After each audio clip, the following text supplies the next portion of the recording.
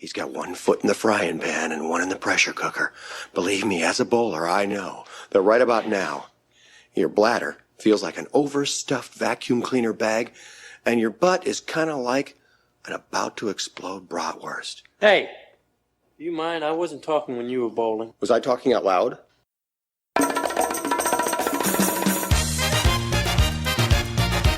Welcome to Munsons at the Movies. My name is Kyle. I'll once again be your host. Joined by the rest of the Munsons. Want to give them a wide berth. He's what is called a born loser. A real Munson. And talk a little bit about what's going on in their worlds. This is a big episode. Not only is it episode 50, which is fucking bananas that we're this far into this thing. Crazy. But number two, we've got a fantastic guest returning. And then number three, it feels like Christmas morning, come early. Warren has risen from the depths to join us for episode 50, man. Welcome back. Let's go, boys. Big episode. Welcome back. And welcome back, Rodmaker. Yeah, Rodmaker. thanks. Not Thanks for Rodmaker, having me. not Rodmaker. Congratulations on 5-0. I didn't realize this was the episode. That's huge. We're officially over the hill. Yes, we are. But Warren, it's good to have you. Glad you'd come back and hang out with us. How's life been since the last time we had you? Yeah, life's good. It's a great time to record this episode. 5-0 is just kind of divine intervention. So Thanksgiving break coming up. Glad to be able to come back and enjoy some good with some also very bad Jim Carrey. Rigby, how about you, man? Life's good. Getting ready to celebrate Thanksgiving. Very happy to have Warren back. But I'm working from home today, so I've watched way too many of these early season college basketball tournaments that I care to admit today. But it's been a good sports viewing day today for sure. James. I'm good, man. I'm just happy to finally got the War Dog back, and it's for a big episode. And I mean, who's there better to talk to? I mean, talk to, of course. I love you guys. Talk about than Jim Carrey. I'm pumped. Ace. I'm actually quite interested to hear how you guys received Jim Carrey's movies differently or similarly than I did. So I'm really interested in tonight's discussion, and I can't wait. Let's go. I'm with it. I'm just going to keep us flying because there's nothing exciting in my life. I've just been like wedding after wedding, and somehow my knee hasn't fallen apart from the dance floor quite yet. Give it time. It was pretty swollen after wedding one. Let me put it that way. Are you still bringing your own cardboard for your breakdancing routine? No, I asked the venue to provide that because It's all about liability. it's in the contract. They provide cardboard and water. That's very important. Like I said, big episode. We've got Warren back with us and Mike Rodmaker making his third appearance in the pod. For those who haven't heard an episode with Mike previously, he's born and raised in Cincinnati, Ohio. He moved to Los Angeles in 2016 to pursue a career in photography and film. He's working those fields, focused on the outdoors, sports, and documentary filmmaking. He's an avid runner, climber, movie nerd, and popcorn enthusiast. If you don't believe me, follow him on Instagram, and you'll figure that out quickly. In the last 24 hours, there were lots of running posts on there. So I can confirm that he's not bullshitting us. And Rodmaker was previously with us for the Mahershala Ali and Philip Seymour Hoffman episode. So Rodmaker picks bangers. Yeah. That's pretty much how that goes. You guys are just giving me softballs, though. It's those are easy, you know. Jim Carrey is not a whole lot different, so I appreciate the opportunities. I'm surprised you didn't go Wesley Snipes so we could talk Blade and then upcoming Blade like we did with Mahershala. Mike, tell our audience a little bit about some of the newer projects you've been working on lately. And Photography, obviously, as you all know, but I also do camera department work, which has been busier late. I was working on a documentary kind of in LA and was out in Atlanta for about a week. And just, covering that. This one's about the Black Church, which is pretty interesting, and a little bit of like folks experience firsthand, but like a lot of the controversy, not quite as bad as like the Catholic Church, but there's, some parallels there, which has been interesting. When you say some parallels, like which parallels specifically? Oh goodness, man. Not all the same parallels, but there's also it's a drama and I don't want to spoil anything. Okay, fair enough. There you go. we can't do that. That's been a good one. I'm not sure when that one's going to come out. There's still some work to be done, and I know it's a longer-term project, but I will keep you posted when I hear more about it. And there's another one that I was out in Joshua Tree for a little while working on, just a little bit of a role there, but from a really great writer. It's called My Divorce Party. And that is due out, I think, probably sometime middle of next year. It's really witty.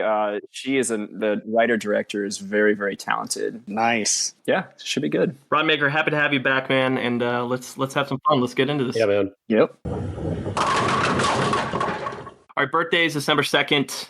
First up, we got Britney Spears. She's been in the news recently from her conservatorship. It's finally ended, so free Britney. Yep. Britney is finally free. Totally on that team. She got it? She won? Yeah. Yep. She did. You won. Yeah, it was like a week ago they finally ended it. Britney's finally free after all that hard work. I am going to continue to wear my free Britney shirts, just so everybody knows. No way. I want to do Britney because she's been in the news, but I also wanted to make us feel very old. So how old is Britney Spears turning on December 2nd?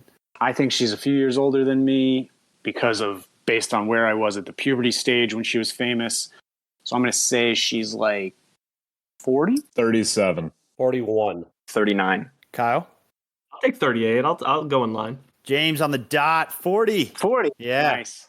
That's my girl, you know? I thought she was going to be older than that for some I reason. thought she was going to be younger for sure. Good job, James. Up next, we got Joe Latruglio. He's from Brooklyn Nine-Nine, Superbad.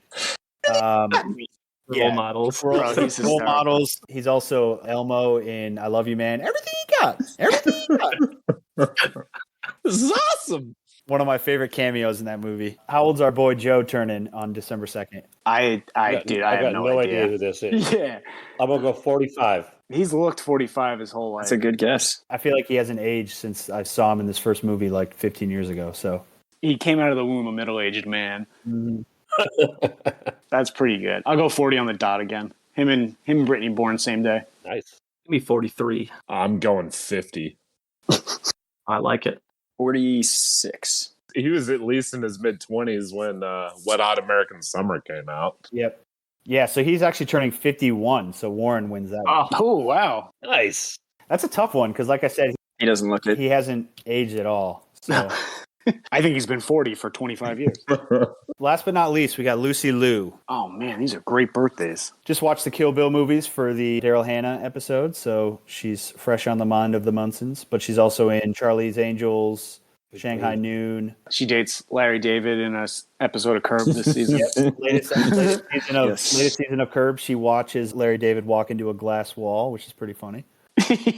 That scene is amazing. Oh, Lucy Liu. Give me 37. Oh, man, I'm going 37. way higher. I'm going 50. Yeah, I'm going. Oh, boy. I'm going 54. Keep going high. 46. No, I'm going to say 56. She was in Charlie's Angels, Yep. and that was She hasn't aged 2000. either. She looks the No, exact that's same. why in it's every single impossible one to of guess. She's turning 53. Oh, I'm I way had too 50. low. I had 54. I was one over. nice. 50. Dang it. Hickman gets it on the Price is Right rules. Nice job. I'll take one tonight. Good birthdays, dude. Yeah, man. Yeah, that was awesome. Those are good. All right, 5 actors that were on the wheel.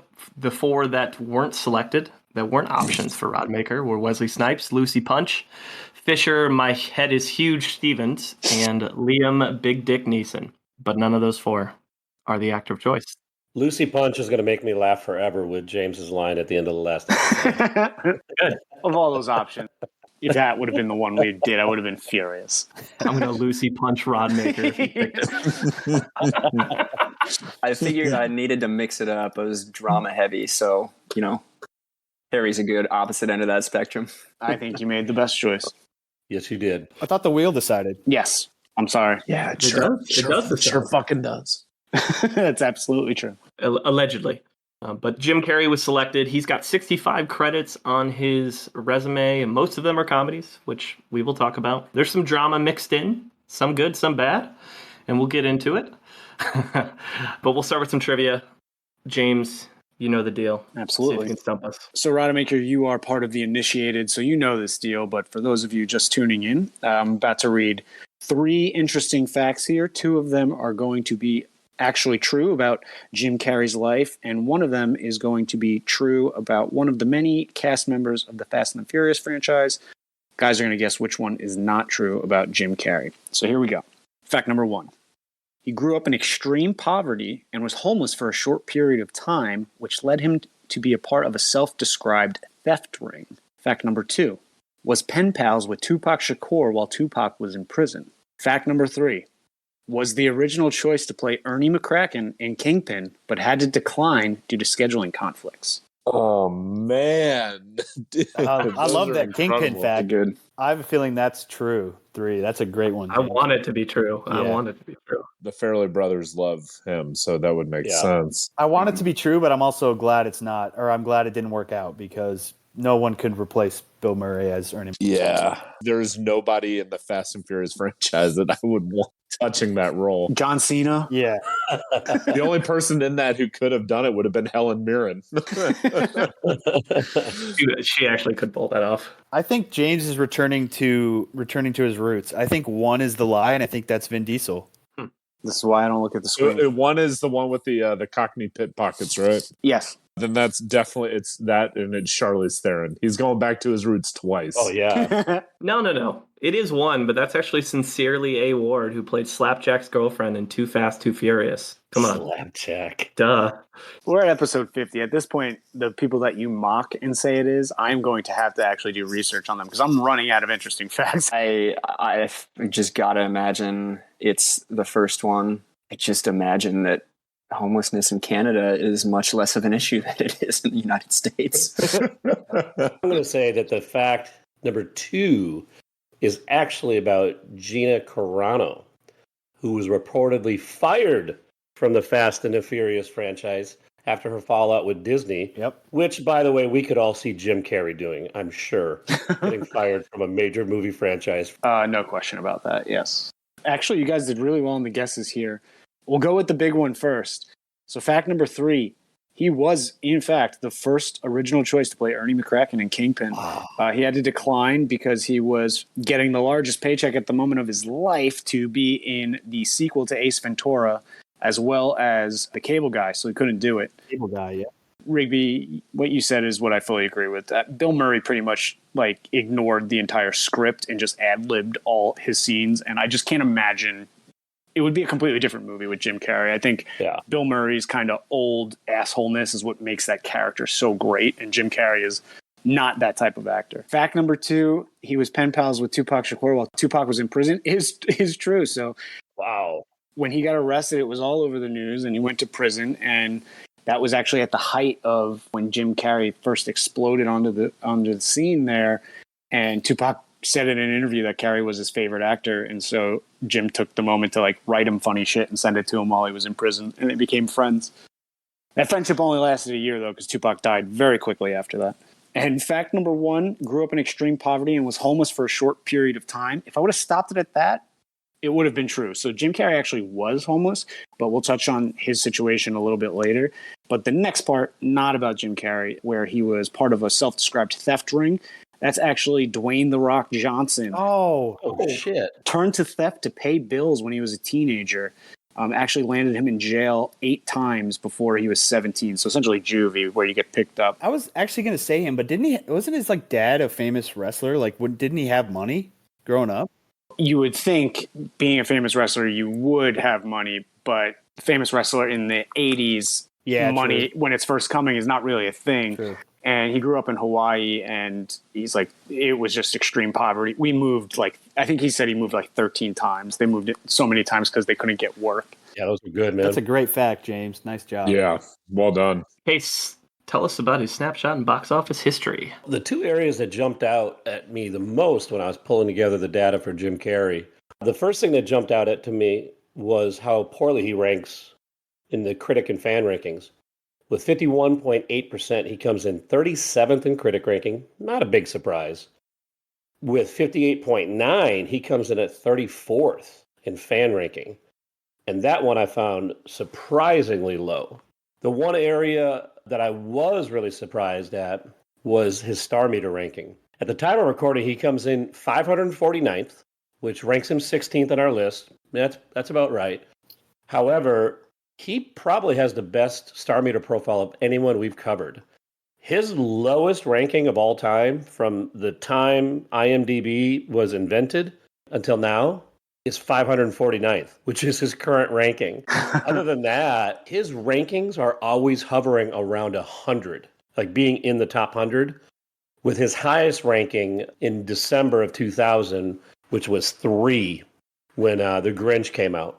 And that's an impressively fascinating testimony to his name recognition and career relevance. So as I was trying to kind of put together some context to that, an actor with a very similar but slightly higher profile would be Denzel Washington. Wow. Interesting. Quite the comparison. And I'm just sitting there going, holy shit. You saying that just further justifies my very biased belief in that I think people are just mad that some 90s movies didn't age well. But these guys were like the peak of Hollywood at those times. Yeah. Of the 35 films I have in my spreadsheet, only 11 of them lost money. However, when a Jim Carrey movie loses money, it loses money. He goes all in on these. And we have 2 films that, when I say made nearly no money, it's as close as we have to a zero. The Bad Batch made $202,000 on a $6 million budget. And a movie we're going to talk about later, Dark Crimes, on a $4.3 million budget, made 21 grand. Wow. Fucking brutal. Rightfully so. It earned its 21 The grand. thing was as dark as the poop I took this morning. I think. No surprise, his biggest box office successes were comedies where he was the driving force in the middle of his heyday. The Mask and Dumb and Dumber both made nearly 15 times their investment. Comparing him to other performers, he ranks 15th in film budget, which is crazy high for a comedic film actor. He ranks 16th in Star Meter, 37th and 34th, respectively, in critic and fan ranks, and 12th and 11th in 2 different box office measurements. All of that added up, put it into the supercomputer, and kick out some data. He comes out ranked number 23. Oh, fuck you, dude. That can't be right. He cannot It be number is right. 23. No way. It is Wow. number 23 No strikes way. again. No way. And number 23. That's great. Are you fucking kidding me, man? 23? I am not. That's amazing. Wow. It's fate. It is fate. Well, at least for this episode. I mean, the movie was based on a true story. That's fucking hilarious, dude. I can't wait to Can't talk make this about up. that fucking movie. So 23 out of 50 case. We'll see how the Munson Meter score lines up here in a little bit. All right. First major role is in 85, the early days of Jim Carrey. James touched on a number of these pieces, but as he mentioned, Carrey is Canadian, Toronto born. Started doing impressions at the age of 8 years old. And one of his early influences was Monty Python. Not a bad one to have if you're going to get into comedy early. As James had mentioned, his dad, who was also a very funny guy, according to Carrey, by his own right, kind of took the safe route, became an accountant, but got fired at one point, and the family was homeless in his teens. And so at a certain point, Jim dropped out, started doing comedy at 15 while working at the Titan Wheels factory and doing comedy at Yuck Yucks. Did he have problems in school, or did he just drop out? No. His dad couldn't get a job, and it was him and I believe it was a brother, to the point where he was in 9th grade and he had to drop out and work a full 8-hour shift as a 9th grader for them to eventually move from their car that they were living in back into a house. Yikes. Yeah.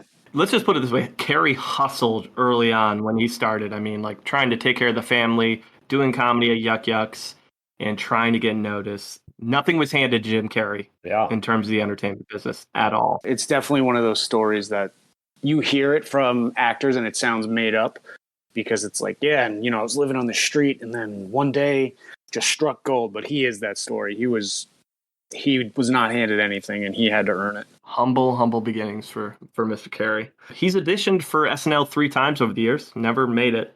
His first time was in 80, which in hindsight sounds like a terrible idea on Lorne Michaels' part. But Where were you on that one, Lord? Yeah. He I on coke. he's hosted it a couple times too. So that must have felt good. He's like, I tried to work here 4 times. Tried in 80, didn't make it. Tried a couple more times, but it's all good. He's found success in other places, of course. But his first role was in 1981's Rubberface. It's an hour-long movie that's on YouTube, so you can catch it. Just type in Rubberface. Plays Tony, does some impressions. A lot of the early stuff with Jim Carrey before he gets into his heyday is him doing impressions. His early stand-up comedy wasn't typical joke delivery. It's him just up there impersonating anyone and everyone that he can. He's got a great Jack Nicholson from those days. It's awesome. Sammy Davis Jr. You know, he's doing a lot of Canadian stuff early on. He was discovered allegedly by Rodney Dangerfield on the comedy circuit in the U.S. That's kind of what brought him into the U.S. market a little bit more for his comedy. Rodney Dangerfield is criminally underrated for the impact he had on the stand-up comedy industry of the 80s and 90s. Yeah. Yep. I bet you more than half of those big comedians were discovered or promoted by Rodney Dangerfield. Completely Guy's agree. got more jokes per second than anybody I've ever heard. Next movie we'll note, he was in a movie called Copper Mountain, played a character named Bobby. In that movie, which is also like an hour long, he spends the whole movie trying to pick up women with his impressions. He's got a tool, he's using it, and he succeeds by the end of the movie. He dated Linda Ronstadt in 1983 and also wrote his infamous $10 million check. He grew up, again, in extreme poverty. And at this point, he had this kind of like spiritual awakening where he saw that his dad lost a job doing something he didn't love. And so he's like, I've already been poor, so why not just, if that's the worst it could get, why not be poor doing something I love? And what he did is he believes in, it's like the law of attraction. So you manifest something. And so he believes in that. And what he did is he wrote himself a check and he post-dated it for $10 million for acting services rendered in the hopes that he could cash it within 10 years. And it was like a way to motivate himself. Lo and behold, he was able to do that.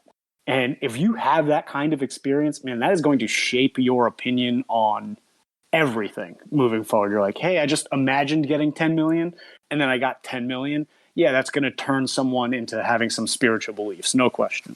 And the coolest part about that story is when his dad passed, he still had that original check, and he put the check with his dad in the coffin and buried it with his dad. Awesome. So I thought that was a really cool story. He gets choked up when he talks about his dad anytime in interviews and things like that.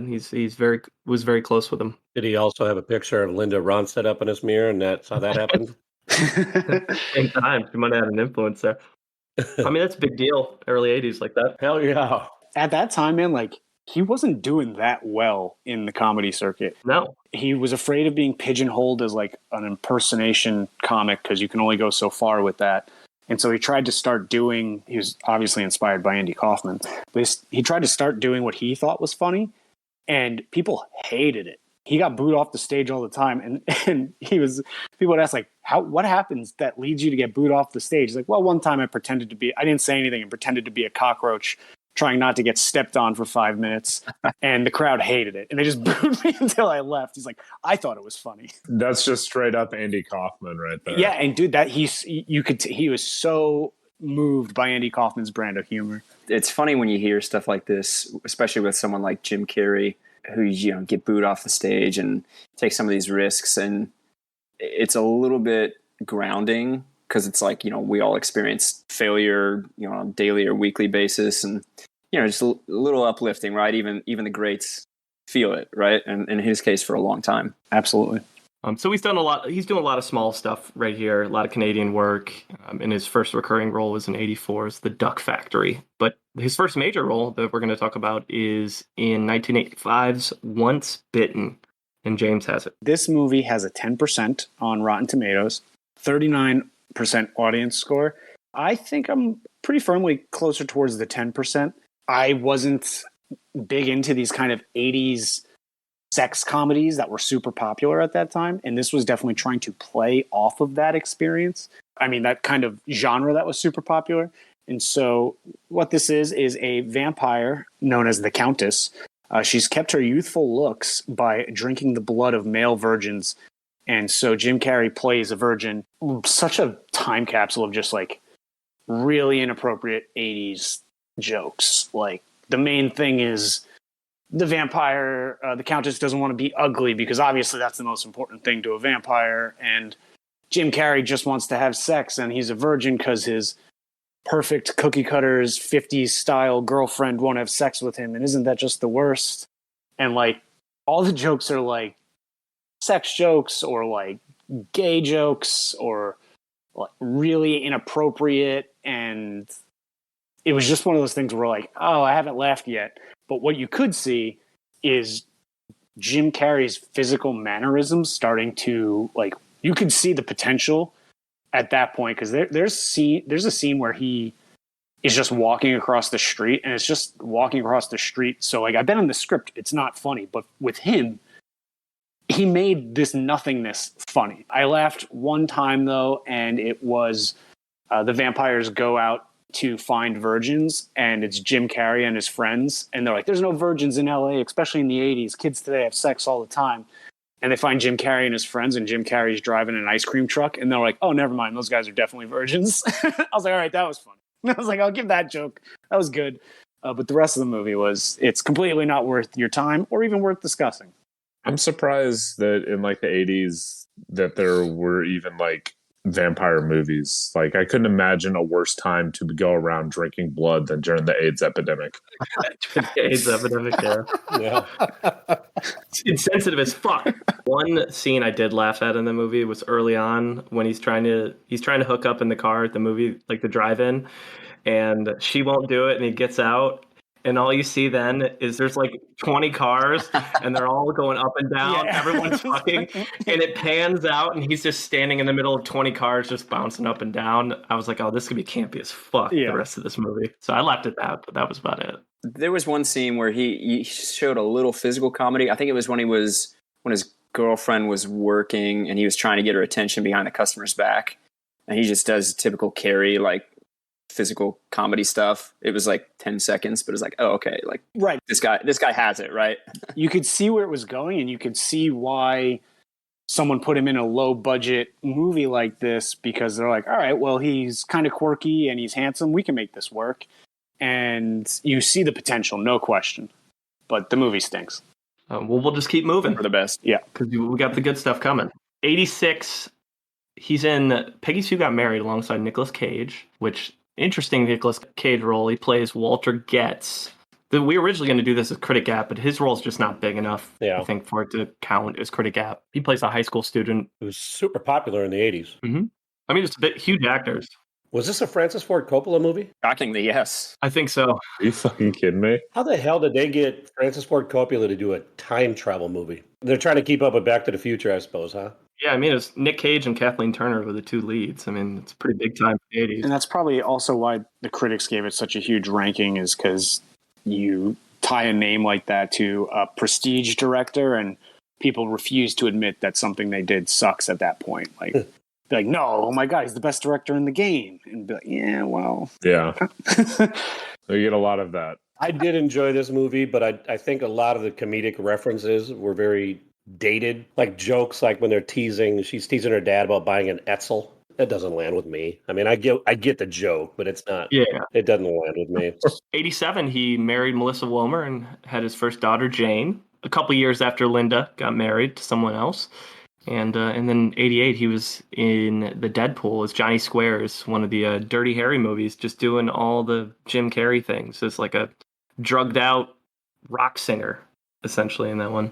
Largest critic app is actually Earth Girls Are Easy, and Kate's going to talk about that in that movie. Yeah, Earth Girls Are Easy is a 69 critic, 42 audience. It's a 1988 sci-fi rom-com starring a very popular at the time Gina Davis, Jeff Goldblum, Damon Wayans, and Jim Carrey. It also features Julie Brown, who released an album in 1984 titled Goddess in Progress, which featured the song Earth Girls Are Easy, which is the basis of this movie. Brown plays Riley, who is Gina Davis's friend and partner in crime during the movie. In this movie, 3 aliens played by Jim Carrey, Jeff Goldblum, and Damon Wayans are traveling through space and decide to visit Earth because, well, for a lack of a better term, they're horny.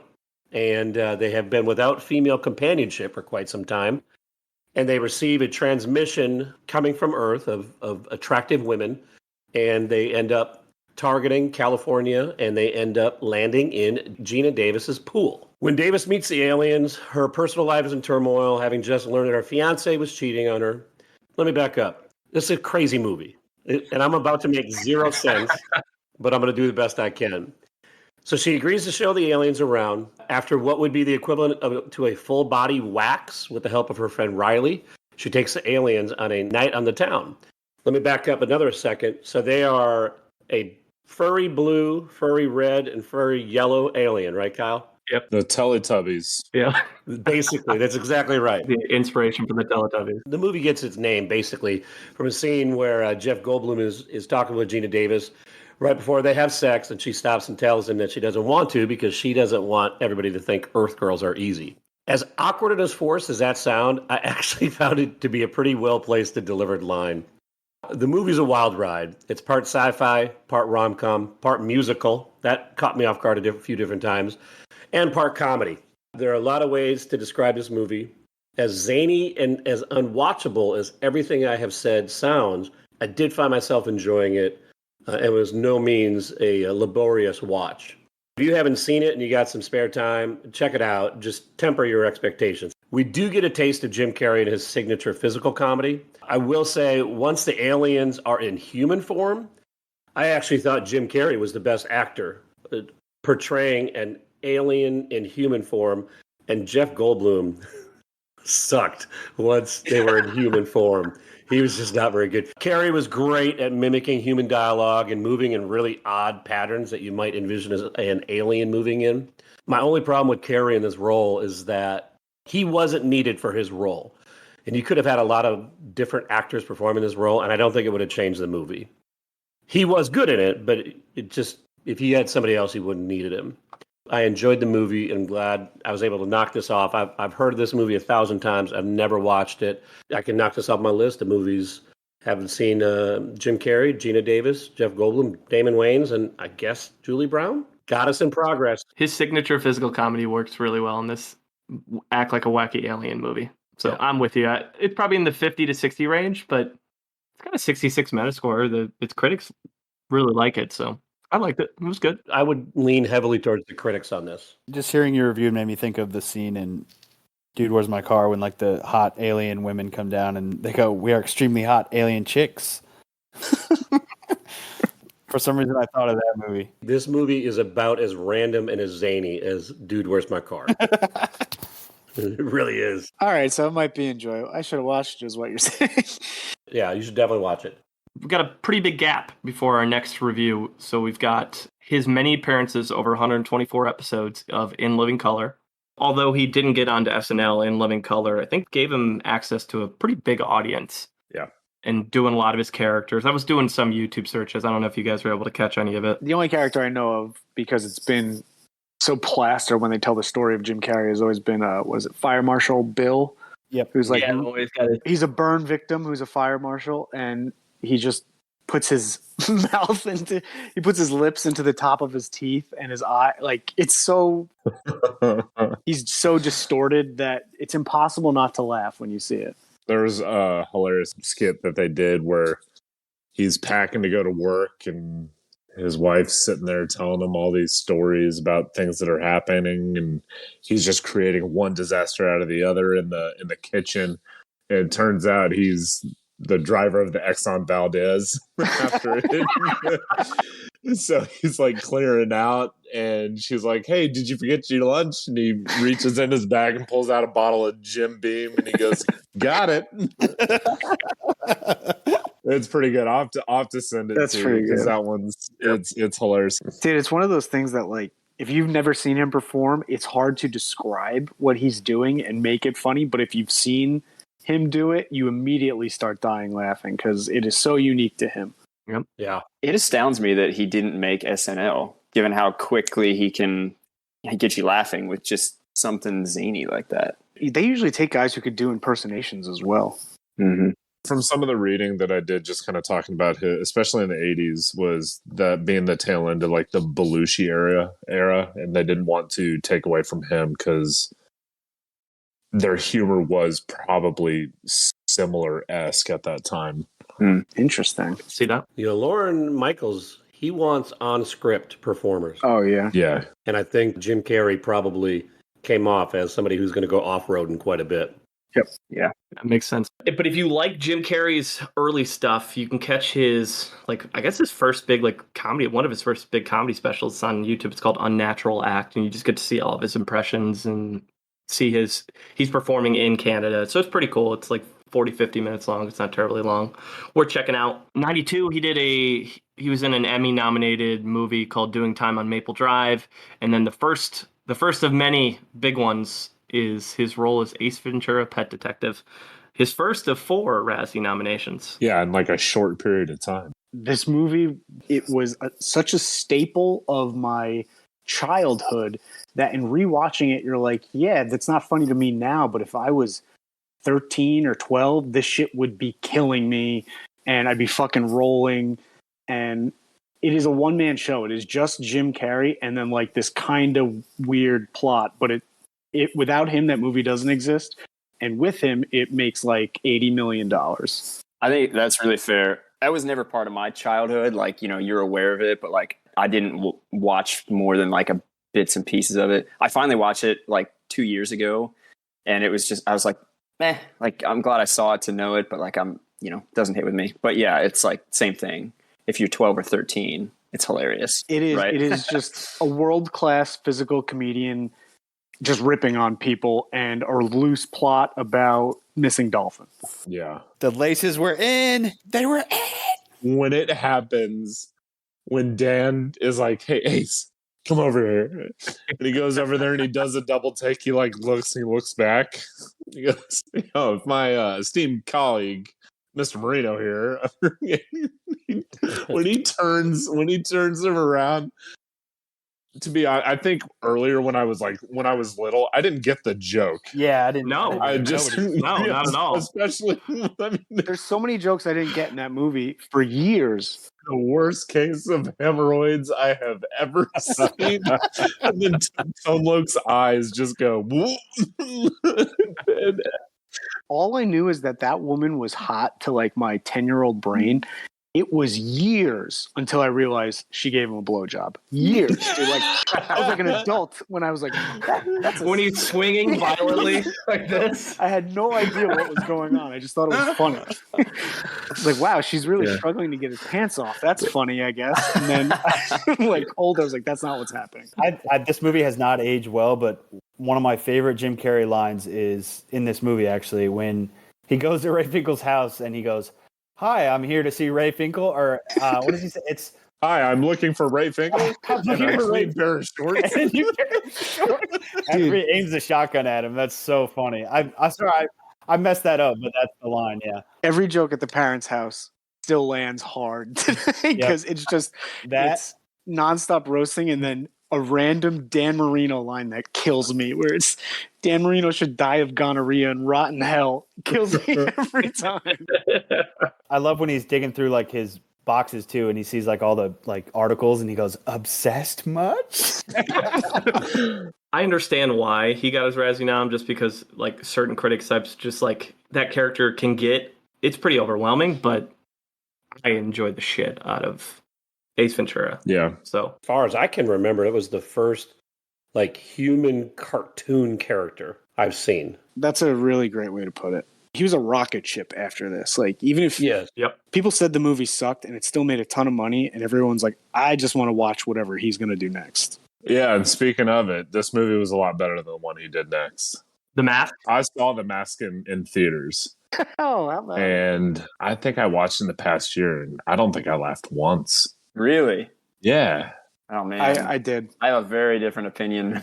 Another Razzie nom, just to throw it out there. He's on a streak now. Bro, but the you have to tell the story of The Mask. It was a cultural phenomenon, man. It was like this movie had a cartoon that went for 3 years after it came out. Like 3 seasons of this cartoon. This movie was everywhere. Isn't there a movie where the dog becomes the mask? Yeah.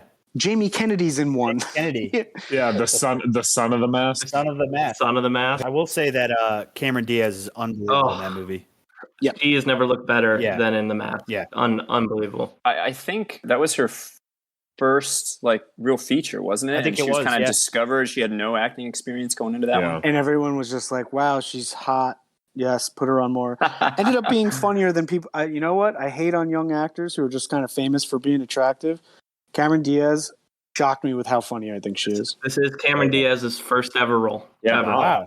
First ever. First ever role. Just like we said, Edward Norton's first ever role in last week. James, to your point, The Mask was actually supposed to be more of a horror movie.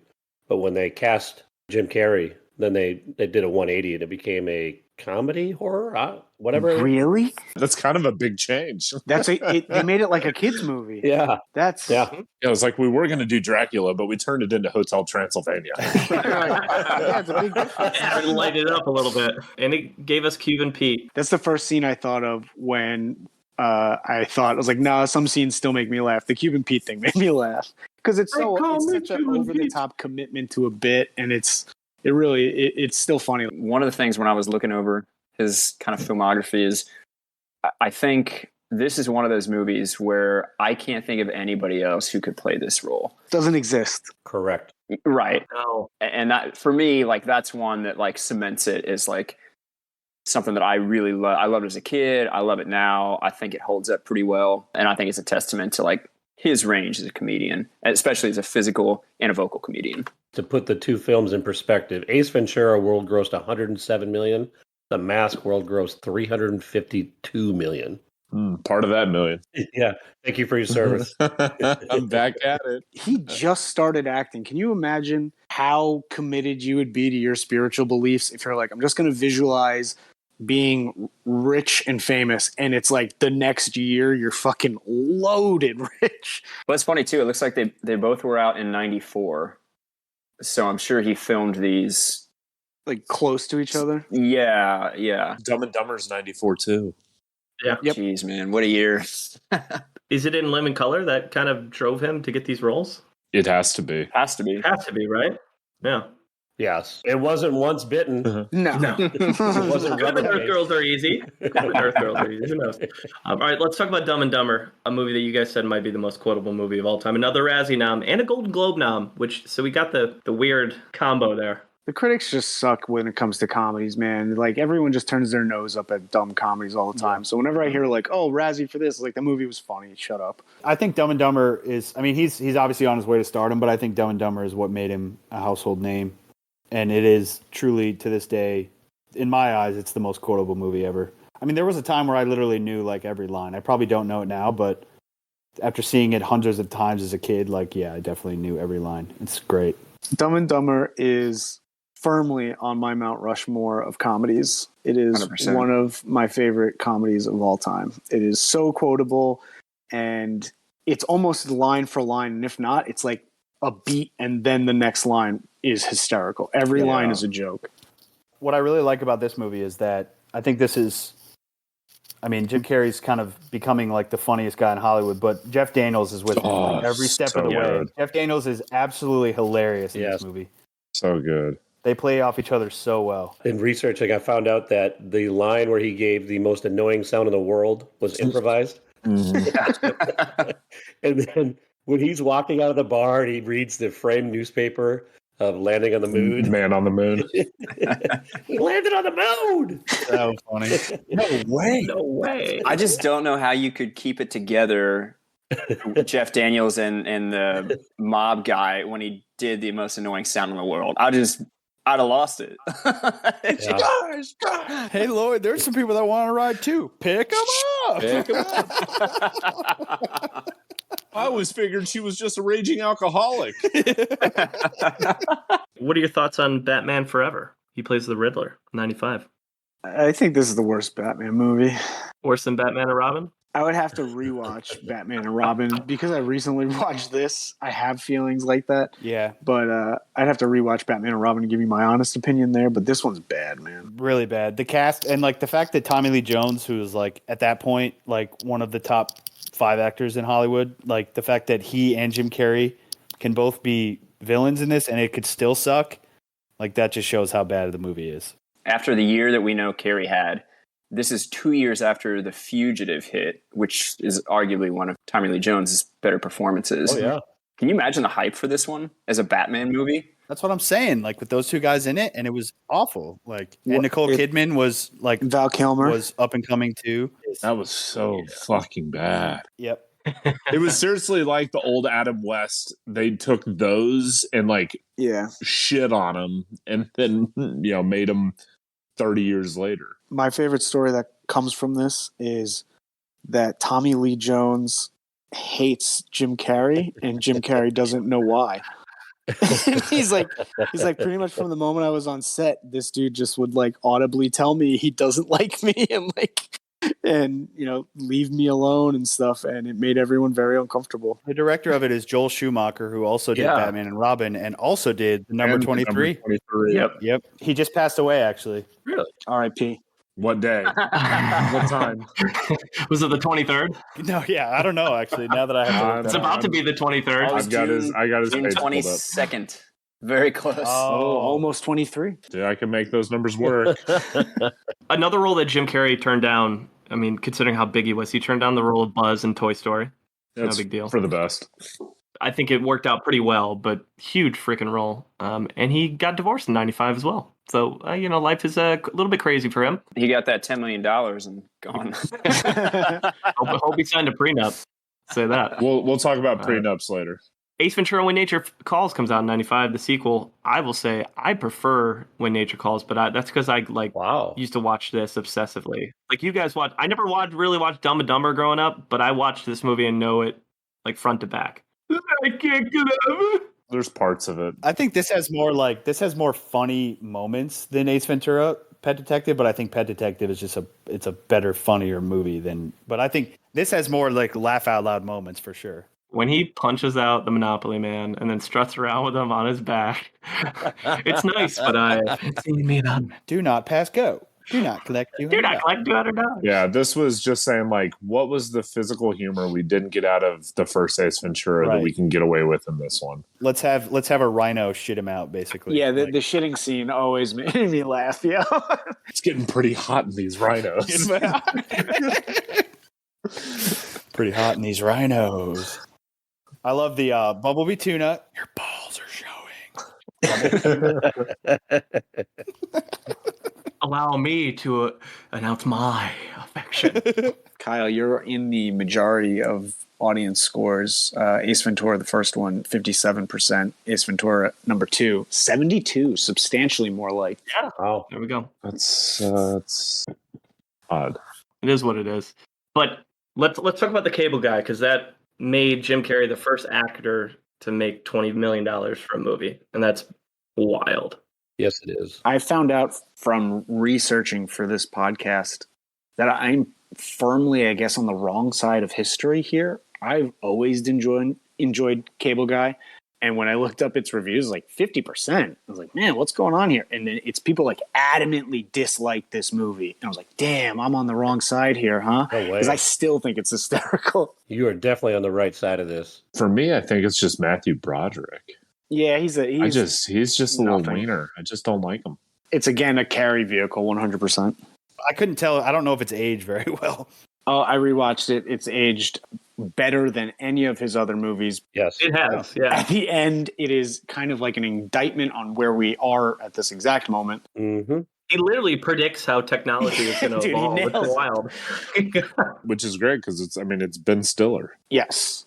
Mm-hmm. There is a bit of an odd moment in this one, in like the third act, where it almost starts to move into a tone of like thriller-y. It's still comedic, 100%. But like, I think if they would have treaded a little more lightly there and just kept it well in the comedy corner, I think it maybe would have helped. Personally, I think that is what threw people off. I think you're 100% right. We'd seen him at this point in nothing but like slapstick humor and like blockbuster movies, and in this one, it's a dark comedy, and that third act is essentially a stalker film. When Matthew Broderick punches him and he loses his lisp, Carrey actually fucked that up, and he just started talking normal, and so he improvised. One of the funniest lines of the movie, too. This is my go-to Jim Carrey movie. What? Wow, really? That's shocking. And I love all the other ones too, but it just must have been the way that this one hit me when I first saw it. But this is my go-to. 96, the first time he hosted SNL, and he hosted it 3 times since then, in 96, 2011, and 2014. So although he didn't join the cast, still got a chance to host a few times, and he got remarried like a year later after he was divorced. So a man was moving quick. And that gets us to Liar Liar. I assume this is Rigby's go-to, is Fletcher, which he got a Golden Globe nom for this one. No Razzie tied in with it. I know James loves using gifs from this movie.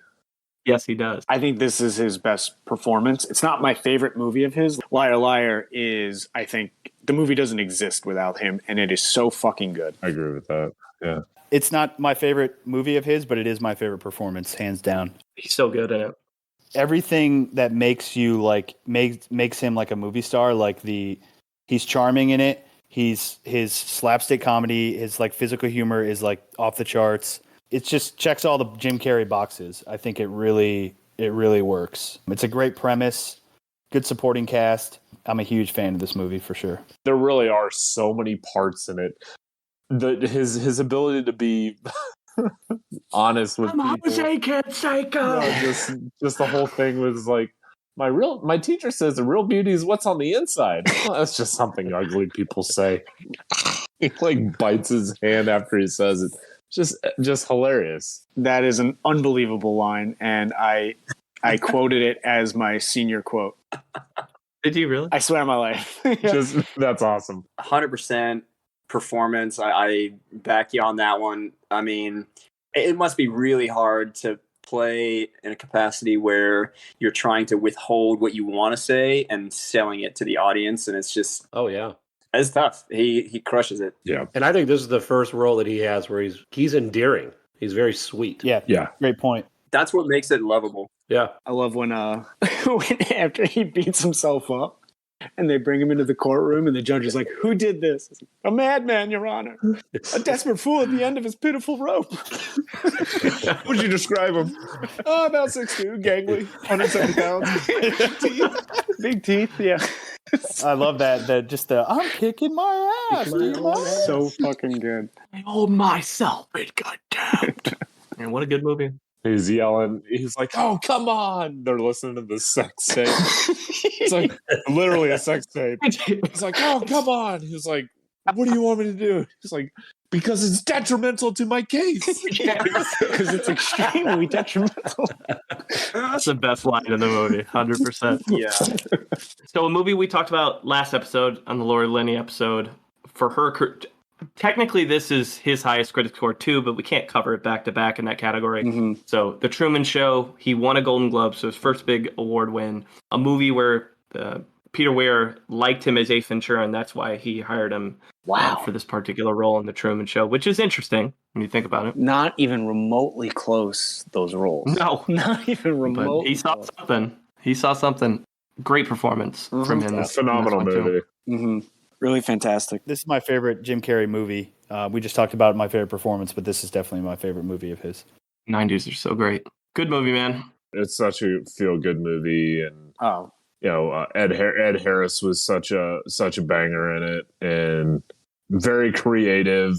There are times when I think about it and I'm like, my life's not fucking. There's nothing important about my fucking life that's happening that this would actually happen to me. And again, very ahead of its time. Yeah. Yep. That's exactly what's happening now. So the last 20 minutes of our discussion is spanning only 4 years. I think it's the best run I have seen since we've done this podcast. It is For sure. What is that? 4 years and like 7 bangers. Mm-hmm. Yeah, it's not over. We're going to continue down this path here. Maybe a small step away for Simon Birch as Adult Joe. Small role in 98. That's not a funny joke. Choose a different word for a small role in Simon Birch. Kyle. Well, I didn't plan that. Minimal, maybe. Modest. And then 99, he plays Andy Kaufman in Man on the Moon. A movie, I understand he had to actually audition for it. At this point in his career, he gotten to the point where he didn't have to audition for things, but he went out of his way to audition for this because he connects so much to Andy Kaufman's comedy. You can tell he embraces himself in this role, takes it and runs with it. It's a sad movie. Yeah. One of his best dramatic performances, if not his best, I would say. And it's about a comedian, but it's about Andy Kaufman, who is a disturbed comedian. So there's some moments of comedy in it, but at the end of the day, it's a drama and it's a character study. Great performance by him. I didn't see the movie, Warren, but I've seen the documentary about it that's on Netflix that chronicles him going full method in the role, and that's very interesting. I did watch parts of it. And I don't know. I probably had to watch some other dumb fucking movie for this podcast. The number 23. I've watched that documentary twice. I agree with you, Kyle. I'd imagine this was a very personal role because of his So good. comedic upbringing, right? Of wanting to be a comic. And I'm sure he related quite a bit to Andy Kaufman, whose career was also fascinating. That's 100% true. He's almost said that as much. And I would say this role probably leads to a lot of his, like it probably leads to Eternal Sunshine, you know, a couple years later, just like his dark performance that kind of comes with it about like a kind of a mentally disturbed person who can find some joy in things. I think this probably set it up for that. Yeah. Yeah, he drove the director fucking crazy on set. Milos like Forman. Milos, who won Oscar-winning filmmaker. Yeah, just like drove the guy fucking up a wall. That's it. And also got a SAG nom and a Golden Globe win for his role in the movie too. So. But let's be honest. If you know anything about Andy Kaufman, shouldn't you expect somebody that's going to play that role well to be screwed up and kind of disruptive on the set like Andy Kaufman would have been? Andy Kaufman's family would come to set every few months, and like Jim Carrey still didn't break character, and he said it was like an emotional experience for them. Yeah. They're like, oh, we feel like we get to talk for a moment with our son or our brother who isn't with us anymore. And it is, method acting is bizarre. It is 100% a bizarre thing to watch, but I've watched that documentary twice now because it is fascinating to watch because everyone hates him. Like even the people who love him hate him. Especially when he becomes Tony Clifton. Yeah. When he becomes Clifton, it takes it to a whole nother level too. Yeah. I imagine as a director, when you have a comedic talent, especially one who's an improviser like Carrey, you just got to give him his space. And if you're not going to do that, you're not going to work well together. Yeah. Millennium hits Me, Myself, and Irene. He plays Charlie and Hank, a movie where he got engaged to Renee Zellweger. And I don't think that lasted very long. But It was only like a year. I think they met on set. Yeah, it didn't last very long. This is my go-to Jim Carrey movie. Yeah. Oh, Really? I'm not surprised by that, Warren. I'm not Oh my surprised by that. gosh, this movie is so fucking funny. Yeah. And anytime he becomes Hank in this movie, his alter ego, unbelievable. This is absolutely classic Jim Carrey. And it's pretty graphic. Like it's definitely we talked about Liar Liar and Cable Guy and Dumb and Dumber. Like this is gross out humor for sure. Yeah. His favorite line in the movie is when the kids are like, "My daddy is a very gentle person," and then it goes to the next scene. He's like, "Motherfucker." Oh, it's so funny. Motherfucker. My favorite part is Zellweger's driving and he's asleep next to her in the car. And she looks back and she's driving, she's smiling, and she looks back again and his leg is up and his dick is just growing down his and she looks up and he's got a cigarette in his mouth like 5 seconds later and he offers it to her. It's just so good. You gonna pick up that butt, or am I gonna have to shove it up your fat pimply a-hole? I'm gonna strap it to my boot and shove it up your big fat pimply a-hole. we're going to push in a count of 9. 1, 2, 3, 4, 5, 6, 7, 8, 9. Which was ad-libbed, I learned. That was so good. I was waiting for our routine Renee Zellweger line you guys always use. Who the fuck is Renee Zellweger? Golden Globe nom for The Grinch and The Grinch Stole Christmas. I know that some people love and some people hate him as the Grinch. Where do you guys sit? I think it's funny. I think it's fine.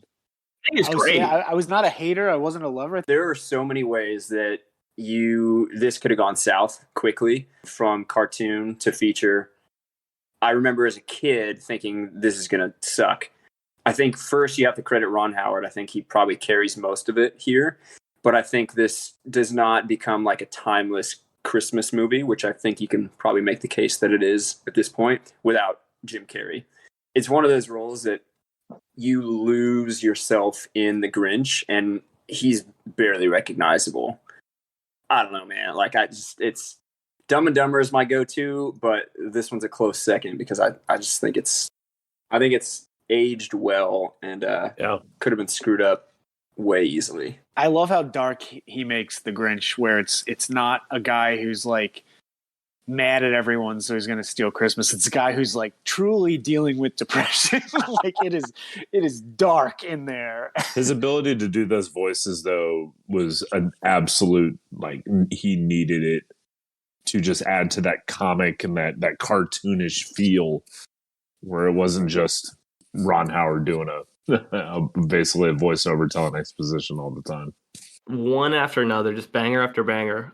What are your thoughts on The Majestic? I know Rigby likes the movie. I haven't seen it in years. Never saw it. Definitely a serious role. It's not a comedy. Yeah, Frank Darabont movie, which he did after he had done Shawshank and The Green Mile, and then he did The Majestic. So pretty good run of films from Frank Darabont. And yeah, it shows Jim Carrey's talent to be cast in a movie like this. Yeah, it's really good. I like it. I remember his character is amnesia, right? Yep. Does he come back from war and has amnesia? Comes back from war and amnesia, and his character is thought to be this like local hero who disappeared in the town like years ago.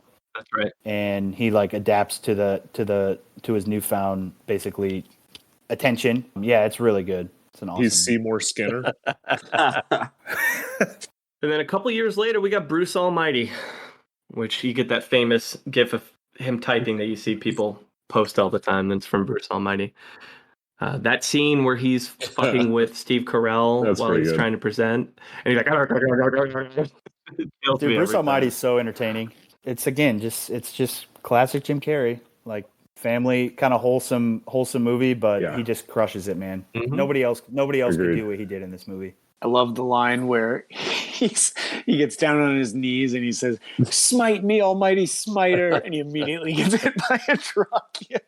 It's so good, dude. I love how he gets naked when they're about to have sex. He just throws his arms back and his clothes rip off of him. It's so fucking funny. I won the lottery, but so did like 45,000 other people, so it was only like $20.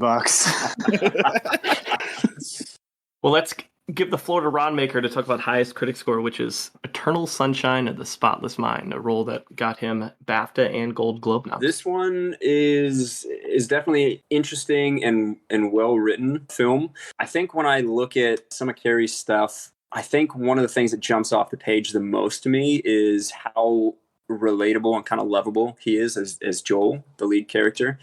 Probably since Liar Liar, I would say, as Fletcher. I'm sure everyone's seen it, but if anyone hasn't, the 30-second synopsis, you basically got Joel, played by Jim Carrey here, goes through a rough breakup, finds out that there's this new scientific treatment that his girlfriend has been able to erase him from his mind, and completely depressed, he goes through it himself, only to go through and find about halfway through that he doesn't want to do it anymore, and that he misses some of those memories and, still loves her. And so for this one, I think the biggest thing is, for me, as it relates to Carrey, is how sympathetic he is as a character and how relatable and real he is. I think it's a real testament to him where you can do something wacky and zany, like a Grinch, like a Liar Liar, Me, Myself, Irene, etc. And then also come through and be lovable and relatable and have people kind of sympathize with you. Kate Winslet does an amazing job here. I believe she won the Oscar for her performance as a supporting actor here. So, you've got a really good leads here. Personally, it's not really my taste, but I think the thing that sticks out the most is it's so emotive and it's so relatable. And I think it's exceptionally well written. And so maybe Winslet didn't win the Oscar. Maybe she was just nominated, but I think they won for screenplay or something as well here. Yeah, it's just a really well-told film. At least for me, it kind of speaks to, you can't really achieve perfection on a macro scale, but you can achieve it in these moments. And I think that's what we see in this film is, you see Joel and Clementine, Kate Winslet, kind of recounting some of these memories that are just hold a special place in their hearts. And, we've all kind of been there, right, where we wish we could go back to certain times, or, we wish we could have done something a little differently. And yes, it's really well-told story. I think you get two just home run, knock them out of the park performances here. You got to kind of hang in there a little bit with the plot. It gets a little out there, but it ties up all the loose ends nicely. Yeah. She did get nominated, but she didn't win, and they did win screenplay. So you're spot on. Yeah, I think one thing with the plot where it's, going through and it's erasing his memories and it's getting back of course, the memories at the beginning are good. Like, that's why relationships start. And so it's just kind of a, well, no shit. Like, if I could go back to like the beginning of my past relationships, would never have met my wife. I'd be stuck in some hellhole, being miserable all the time. But yeah, I get like it does tie it up where, the ending and all that stuff. Hey, let's try it again. I mean, it shows his dramatic range, at least. I mean, it's one of his better ones where you see some of that. I wouldn't put this in his top 10 performances, but he certainly doesn't pull you out of it, and he certainly furthers the story in his character, I guess would be kind of my summary of it. He's definitely replaceable, but it's good to see him do something different. Mm-hmm. Right. Old Jimmy becomes a U.S. citizen in 2004. So, 2004. Born in 2004. Sounds about to go down. It's about to go down. Born in 2004. Yeah, his U.S. citizenship was born in 2004. And he was Count Olaf in A Series of Unfortunate Events, a movie I watched for the first time for this podcast.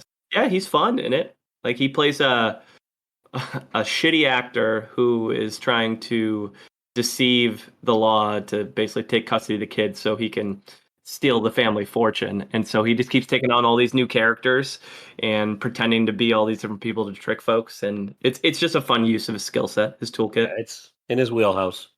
Mm-hmm. Completely in his wheelhouse. There's a lot of parallel between his character here and in the number 23. You see a lot of similarities between those. Awesome.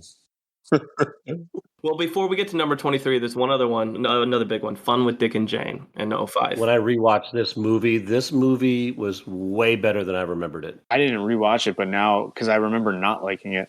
So now I fucked up. I got to go back. I didn't love it when it came out, but I thought the two of them had great chemistry. Yeah. He wasn't overacting, but he wasn't underacting. I thought he was part of the story a little bit better than he is in some of his movies.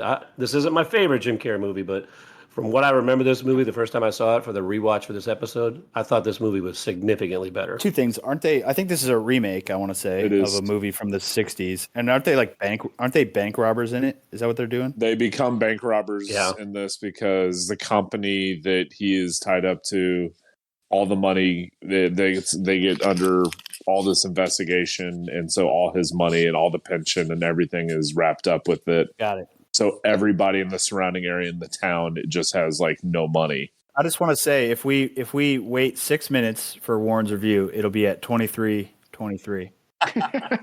Gross, dude. 11:20. I might still be talking about it at the end. Largest audience gap, number 23. Warren has it, making his return. And when he said he was going to return, he was like, I'll cover something weird like the number 23. And I was like, well, guess what I'm supposed to review? The number 23. So you're in luck, my friend. Welcome back. It was meant to be. It was. So this movie was directed by that guy, Joel Schumacher. It is, you might as well just call the movie, like, coincidence. The whole thing with the movie is just this guy sees the number 23 everywhere. And he's, like, created this whole thing where these dates and this times and these names, like if you were to give the letter A is 1, B is 2, and you go through the whole alphabet and you add up the total for someone's name, you divide it by the numbers, the letters in the name, you get 23 for like a few people. And the whole thing is like, no shit. Everything is made up of the numbers 2 and 3. It's the two smallest like factors in any number. Like 2 and 3, and then you add 2 and 3 together and you get 5. So you see a 5 and you're like, oh, that's a 5. That's 2 and 3. It's so fucking dumb. And he plays the role of a dog catcher, which is really stupid. And, his wife and his kid, it's just like a normal family thing. And then he finds this book and he's reading it. And he's playing the character in the book while he's reading it. His wife is playing the female character in the book. And it basically comes around that he's killed somebody in the past because he's gone apeshit over the number 23 and how it controls his life. And his dad killed his mom and himself because of the number. If you're looking for something, you're going to see it everywhere. That's just common sense. And the acting is poor. He's not convincing. Seriously, he's not convincing. There's no like humor in it. Yeah. Just avoid it. I remember being intrigued by the premise, and then the movie just loses you like Movie just 40 sucks minutes. Yeah.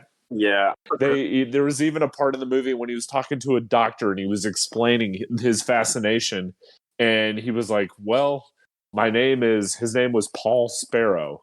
He was like, well, if I do that, that doesn't work. But if I do Paul W. Sparrow, then I add those numbers up. And then it gets 23. It's like, yeah, you pick and choose your fucking battles. You're going to get exactly what you want. It's like they admit it 20 minutes into the movie, and then he still goes on to do it. So you have no sympathy for him being an absolute nut job. And it just, it's dumb. It's like it's built for like QAnon stoners. Yeah. Like it's right like, up their fucking alley. Yeah. It's like Literal porn. It's Shutter Island. That's good. Well, if it makes This you feel any sucks. better, it was that writer's first and last screenplay. There you go. Not shocked. Out. Was the screenwriter Topsy Secrets? That's the name of the book. Jim Carrey writes a book in the movie, and he doesn't use his name, and he's got a pen name for it, and its name is Topsy Kretz. He was like, "Who is Topsy Kretz?" Oh, good grief. That is It's Top Secrets. Yes. Warren, was there a scene in the movie where Jim Carrey comes out and he goes, I grab a dog, I choke him, I kick the shit out of him. All day. My pleasure. I love it. Pretty much. Anytime we can have a Friday reference on this podcast, I'm all for it. Yeah, that was impressive. That was good. It's got an 8% on Rotten Tomatoes, rightfully so. What was the audience number? Audience was 56. 56% for audience. Stoners. Bunch of fucking stoners. 2008, Horton Hears a Who. Played Horton. Good movie. Yeah, it is. It's a good little flick. Some Was this a Seuss? Yep. A Dr. Seuss? Yeah. little voice acting. Classic blood. We used to watch that movie in college. It's a good movie, man. We had a stretch. We would watch that movie on like Thursday nights in college. I would come back from the bars and everybody else would still be doing homework in the house. And we would watch Horton Hears a Who. And then Yes Man, the tribute to James's Twitter avatar, finally making its appearance on the podcast. I think at a certain point I realized that I've been tweeting some very authentic thoughts from the invention of Twitter until me being in the professional setting, and I've been using my name that entire time. And so I was like, all right, well, I should change this. And this movie had just came out. There's a scene in it where his like coworker, who's played by that fucking dude from New Zealand who was in Flight of the Conchords. Yeah. Reese, whatever. From Jumanji. And they're like making funny faces at each other. And then all of a sudden he just apes his entire face so aggressively. And the other guy's like, no, stop. That's a problem. Like, stop. Like, Yeah. like you're making it difficult for me at work. Too much yes. Too much yes. Too much yes. But yeah, I thought Yes Man it's funny. It's got funny scenes. It's more of a rom-com that happens to be funny than like a flat out comedy. But that scene killed me at that time. And that has been my profile picture ever since. I feel like it's another movie where he gets a beach from somebody and it's a bunch of upper body acting. It's like, he's dumb but likable and he's nice. And I feel very relatable to that, How about 2009's I Love You, Philip Morris, where he plays Steven, a gay con artist who continues to just do all the crimes. I saw this movie and there were a couple funny parts to it. And there's one that I should send it out if nobody had already, but it's him playing golf. I haven't seen it. It's him playing golf and he's with like these guys and he's in a sand trap. He's stuck in the sand trap. And every single time he hits it, all you see is his club fly, sand goes up, and he's like, fuck my asshole. He's like yelling the most like absurd things that you would not expect from him. It's funny. Yeah, he plays a gay couple with Ewan McGregor. It's a decent little flick. Yeah, it's got some good stuff in it. Some prison scenes. It's good. Yeah, it's not bad. 2009 is also when Jim was dating Jenny McCarthy and got himself involved in some anti-vax things. Went to some anti-vax protests. Jenny McCarthy. With Jenny McCarthy, the autism. Did I just fart? I remember when that was happening because... Who's Ty Cobb? Because that was like at the height of the anti-vax being tied to autism thing. And I was like, God damn it, dude. Like, you're definitely on the wrong side here. Ricky's fucking dying over here. No, it's Oh, it's the basketball thing with Jenny McCarthy in it. Who's Ty Cobb? Ah, ah. Did I just fart? Miss having you guys around. Oh Man, but he plays Scrooge in A Christmas Carol, a Robert Zemeckis film, and he has like 4 different accents going in that one, and it's a really interesting animated project. In 2009, this will be pertinent for us and for you in your list here in a little bit. The Guardian named him one of the best actors without an Oscar in 2009. So I think they recognize that he should have got something to make that kind of impact. Bold statement. Not even an Oscar nomination at this point, right? Nothing in his career. Do we agree or disagree with The Guardian at this point? I don't know about. Like, he's not in a bunch of movies that would get him Oscar noms. Jim Carrey is the only actor to win a Golden Globe for Best Actor in a Drama and not be nominated at all for Academy Award. Oh, interesting. Was that Man on the Moon? No, that was for Truman Show, and Truman Show. he didn't get nominated, and that was the year that Roberto Benigni won for Life is Beautiful. Interesting. Good fact, James. The only actress ever. Well, I saw that he was the only actor to win Golden Globes in both drama and comedy and musical, and without an Oscar nom. So even farther than that. So it's both of those categories. To do both. I think comedians and comedic actors, they're reviewed and criticized very unfairly. Absolutely. That's great. Yep. A lot of times very, very talented Mhm. actors as well, or actresses. Because I'm not doing the drama. When I watched Liar Liar, I thought that like midway through, I was like, he should have won awards for this. Like the performance is flawless. I agree. Some quick stuff over the next couple of years. He plays Ronald Reagan in a short called Presidential Reunion with Maya Rudolph, which is interesting considering the other president he plays here several years later.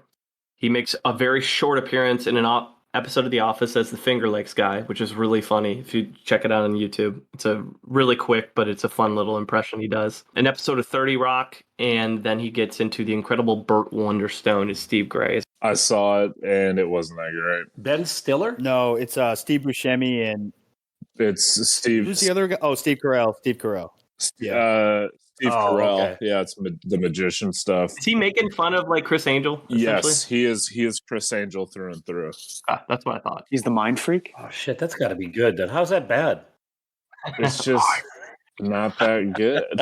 It's probably okay if you took away all of like Carrey's amazing comedies, and comparatively, it's probably just like super substandard. Yeah, I guess that's really what it comes down to. It's more along the lines of like Dinner for Schmucks than it is other stuff. I've got my go-to. Chris magicians. Angel's from Long Island. They just wanted to drop that fact. We're proud of him. We're proud of Chris Angel. He's Congratulations. the mind freak from Hempstead. All Long Islanders know each other. All right. Oh, is that it? It's a tiny little island, right? Just a couple little miles. guy. Get him on the pod. Yeah, I'll text him. I'll see what he's All up to. 2013, he got a Children's Book Award for writing How Rollin' Rolls, which is fascinating. I know Craig loves when the actors we cover are authors. It's impressive, man. Oh, there's a lot of murder in Kick-Ass 2, where he plays Colonel Stars and Stripes alongside Chloe Grace Moretz. That was fun. Yeah. I don't recall this movie. Was it a good sequel? The first one blows it away. I know Hickman hated it for a long time. Do you still hate it, Kyle? Still might. I love it. No, I love it now. We talked about it in Chloe Grace. Oh, that's right. We talked about it. I just wasn't expecting. I wasn't ready for it the first time. Sure. But yeah, the second one is just, I don't know, it just kind of picks it up too much, and it definitely takes it where it should. They don't try and redo it, and they make it, not that the first one didn't kind of jump the shark, but this one definitely did. When I was doing research for the show, this was on the list as underrated performances by him. It's like the movie's not great, but he's pretty good. Yeah. No issues there. He goes back to the Canadian roots in Anchorman 2 as Canadian anchor Scott Riles in that one scene with the anchor throwdown. Yeah, the fight. That was a pleasurable cameo. Yeah. Mm-hmm. Yep. It was him and who's the lady who popped? Not Rachel Wise. It's the French Marianne lady. Cotillard. Yeah. Little ode to his Canadian background there, alongside Marsden and Applegate. And then, Case, I know you have a story about Stephen Hawking. In 2013, he appears in a documentary about Stephen Hawking. And he tells a story how when he was on the Conan O'Brien show promoting Dumb and Dumber, I believe, in 2003, he thought it'd be hilarious to get Stephen Hawking to participate in a skit with him. Pretty funny skit, but the two of them became friends for the rest of Stephen Hawking's life. And very funny to hear that, especially after hearing that Jim Carrey also became friends with Tupac Shakur. Yeah. Jim Carrey might be the only person in the history of the earth who is close friends with Stephen Hawking and Tupac. Quite the networking. Some of the anecdotes I've heard of him, it's like he became really close friends with Anthony Hopkins because they learned about each other, that they were mimicking the movements of animals in certain roles. It's like, oh, you mimic animals in your role? He's like, yeah. And Silence of the Lambs, I think he said he was like trying to mimic a reptile. And he's like, in Ace Ventura, I was mimicking a bird. And they bonded over their weird acting techniques. And I was like, wow. That's cool. He's like, oh, this guy's on my level with that weird stuff. I'm in. Dumb and Dumber 2, 2014. I didn't watch it because Dumb and Dumber 1 is my go-to Jim Carrey movie. You don't want to spoil it? Nope. It's just as big as the first movie. Yeah. They're the characters. And there are a few parts where I was laughing really hard. Yeah, this was a lose-lose, right? If they didn't make it, people would have been pissed that they never made a sequel when they had the opportunity. And then when they did make it, no one was going to like the sequel because it didn't measure up to the first one. Yeah, very, very similar. It was very surprising how much work that they put into getting their facial appearances, everything the same. It's just Good call. very, very different. Well, sad moment for his personal life in 2015. His girlfriend, Catriona White, died from suicide, which that's rough. Yeah. Isn't this kind of an era where he's having a lot of mental health issues too? Yeah. I think so.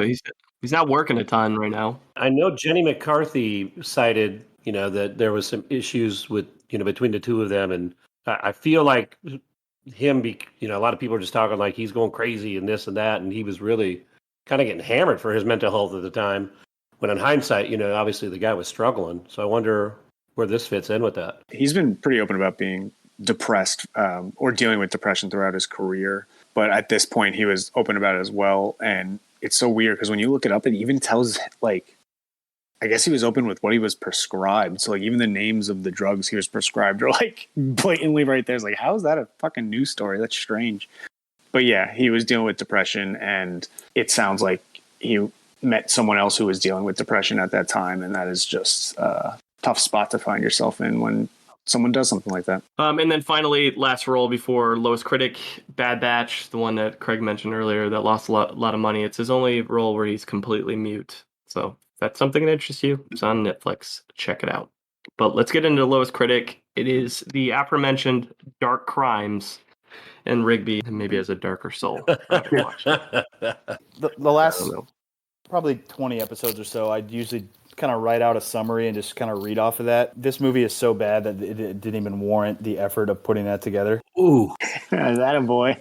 that's rough. So this is bad. The only saving grace is that Jim Carrey is not the worst part of There it. you go. I think Attaboy, Jim. the movie is about Jim Carrey plays a Polish detective who, with a Polish accent, by the way. Man, fucking accents. Yeah, who is a detective who is after a cold case who finds the author of this book that mirrors a lot of the details of the cold case that he's investigating. So he's dead set on arresting this guy for the crime. That's kind of where the movie lost me because that's really the extent of what I could understand what was going on in this. There's a lot of weird sex orgy scenes that sort of try to mimic, I think, like Salo type Serbian film type dark movie setting that 8mm. Yeah, just didn't. But this is much more. It is Charlotte Gainsbourg who was in the Nymphomaniacs with Lars von Trier. So she has no problem getting naked and fucking random dudes. So the two things that I didn't like the most about this movie is, one, the pacing of it is so bizarre. It's like you don't really know where it's going, and that leads to not really knowing what the movie's about. I texted Kyle yesterday. I'm I said I was 45 minutes in, and I still didn't really know what the plot of it was. I'll be honest, I didn't finish it. I turned it off. I was like, I just can't do it anymore. I got about probably an hour through, and I was just like, I'm wasting an NFL Sunday watching this bullshit, so I can't do it anymore. DNF, man. I'm happy for you. I know that I tried my best to get through even the stinkers. I made it through Speed 2 somehow, but this one I couldn't do. And there's a review from Rex Reed, who is a pretty controversial film critic, but he reviewed the movie in 2018, which I don't really know why the movie was made in 2016 but wasn't released in 2018, probably because it was so bad that they couldn't find a distributor for it. But the headline is, all I'll read is, Dark Crimes backfires like a meal of refried beans. Ooh.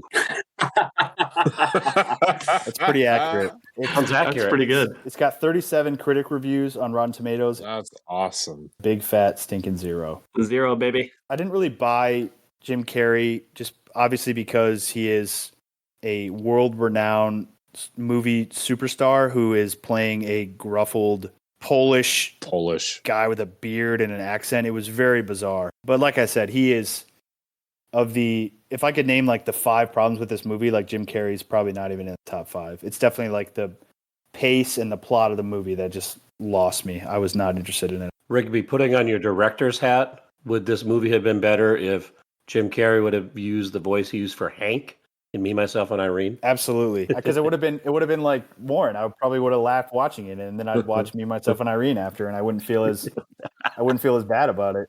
Dark. It's a depressing movie to watch. Like everything's dark.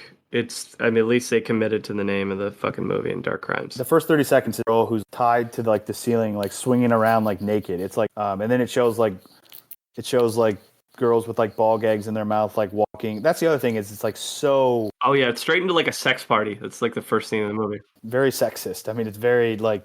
I was going to say family friendly. No, it's very Graphic. We don't get a lot of zeros on this podcast, and 0%. I think there's a good reason for that, because there's not a lot of bad movies out there that are this one. Yeah, Warren can attest. A lot of times you'll see like 0%, but it'll be like 5 critic reviews. This one had 30 plus and had 0%, so it's well earned. And it made 21,000. You said, Craig? Yes, this one made 21 grand. 21 grand. A lot more than it sounds like it should have made. Not surprising at all. Let's round this thing out. So his latest show is called Kidding. I think it's on Showtime. It ran from 2018, 2020. Got him a Golden Globe nom. Seemed pretty dark. I think I'm 5 or 6 episodes in. You know, it's basically this kid, call him like a Mr. Rogers type character who is suffering from losing one of his twin sons in a car accident that really wasn't anybody's fault. It is interesting. I didn't know that he had suffered from depression earlier, but I imagine this is some way of processing, or at least drawing on his experiences from this. Yeah, it's super dark. There's at least one point in each of those couple episodes that I have seen where it's just like, you know, kind of hits you in the face. So yeah, the point where I'm at, it seems like it's building to something, and there's a point where it's like, okay, they're going to move in a direction where this is meaningful, and it's not just dark for the sake of being dark and shocking. This might be the most Jim Carrey role we've seen, because he's playing this Mr. Rogers-like character, like you said, who always has to be on. He always has to be that nice guy. He's always got to be that fun guy. But yet he's dealing with some very serious stuff that is eating away at his soul. And then when he gets away from being Mr. Pickles, then you see this just dark, tormented character. And I can't help but think to myself, like, this has got to be a cathartic role for Jim Carrey to play, because he's finally able to express this, like, it sucks that I have to be on 24/7. If I'm at the supermarket and I'm not Lloyd Christmas, then everybody's going to blog about how big of an asshole I am. That's got to take a toll on a person. And I think this role is a way of addressing that. Yeah. Is he a producer on the show? I believe so. Yeah, I would say it's definitely worth at least watching a couple episodes to get a feel for it. I will continue with it. I watched it every Sunday. High praise there. Sonic the Hedgehog. I know we talked about this on the Marsden episode. I rewatched it. Just as fun as the first time I saw it, and I think Jim Carrey was a great casting for Robotnik. I know Warren had some thoughts on it too. I would say he's definitely a good cast for it, just because Dr. Robotnik never had character in the game. It was just this chode of a dude that floated above you, and that's all you really knew about it. Right. And so he gives him some character and some personality, and I think it's animated enough to really plays off a an animated character. It'd be really weird if he was this evil villain henchman from like a Marvel movie, but he's light, he's quick, he's basically like Gru, but in real life, where he just makes a bunch of machines and he's world domination. People were ready to hate this movie when it came out. They wanted to pounce on it so bad. It definitely had some cool parts to it. Like, I thought it was cool how they talked about like the significance of the rings and what his world looked like and all that stuff. Like, that was, I had no idea how you were going to make a Sonic the Hedgehog movie. Yeah. The game storyline was like, get the rings. It's like, Yeah. Keep your rings. Get and keep them and get through the fight. Yeah. The movie worked enough. They're having a sequel. Yeah, I'm pumped for the sequel. And then finally, most recently, his run in 2020 on SNL, where he played Joe Biden for a bit in the election season. That's right. Fantastic. yeah, he was great at it too. Kind of looked like Fire Marshal Bill in that. Yep. A little bit. Heavy makeup on that. Heavy makeup. Just having that upper lip. Take us to the Gold Derby or whatever you got, Rigby, for top performances. I got a little more reputable source this time. I got one from The Guardian, summer of 2020. It's actually 20 performances, but I think we can do 10. I if would you be guys are cool with furious that. if we did 20. It's way too many to guess. I think you could definitely fill 20 with him, but let's... For sure, yeah. So let's do the top 10. And this is numerically ranked. Movies only? Yes, films only. There is one, I'll give you a hint. There's a document which you should know which one that is, but Well, number one, my guess is going to be Truman Show. that's number 3. Thank you. Eternal Sunshine. Yeah. That is number 2. Ooh. Liar, liar. Liar, liar, number 1. There you go, boys. This list is amazing. That's why I chose it, because that's my favorite performance. So I'm I full agreement. Fully agree with you. So the Andy Kaufman documentary is probably in the top 10 then? Yep. Yeah, that's number 9. Yeah, it's well worth the watch. I mean, Dumb and Dumber. Dumb and Dumber is number 6. Do they combine the Ace Venturas together? No, they're separate. Oh, okay. Both those. The Mask. The Mask is not on here. Oh, What? Oh, interesting. Not in the top 10. At This least. is Mask Erasure. The Cable Guy. Cable Guy's number 4. Hmm. I don't agree with Okay. that, but that's just yeah, I don't either. It should have been 1. Craig, you and I are in the minority here, man. Everything I was reading online is we're wrong. The Majestic. no. That's not in the top 10. Me, myself, Irene's. The Grinch. All 3 of those are not in the top 10 that you guys just named. What about Man on the Moon? That's number 10. Okay. Nice job. Is Ace Ventura in there in Yeah. the top 10? Yep. What number? That's number 8. Pet Detective is number 8. What about When Nature Calls? That's number 5. Okay. Oh, So we're missing just one of the top 10. And it's number 8. a series of unfortunate events. Nope. Fun with Dick and Jane. Nope. Ooh. Bruce Almighty. Bruce Almighty. Yeah. Nice job, John. There we go. For all of that list faults, it wins my heart with Liar Liar's number. I agree. I love it. Let's go. Yeah, it's a good list.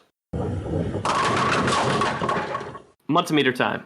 What we do, we rate every actor on a scale of 0 to 100 based on a variety of factors. It can include longevity, project choice, pop culture impact, acting range, awards footprint, other talents they might have, personal life, comedic chops, box office success or lack thereof, anything else that matters to us. Case. You know, as I sat here and I started getting ready for my Munson Meter, I mean, I could do a 30-minute deposition on what I think about Jim Carrey, but I boiled it down to 5 points. I think it's remarkable how quickly he became a leading man in Hollywood and never looked back. His run in the mid-90s is unmatched from anybody that I can think of. His personal life is a bit convoluted, but I don't tend to take that into much account when I'm scoring people. That being said, I do have a soft spot for him, as he's been very vocal and outright about his struggles with mental health, and that's something that I cared deeply about. I couldn't even imagine how difficult it would have been for nearly 2 decades having to always be quote unquote on and the fun guy and the nice guy and the charming guy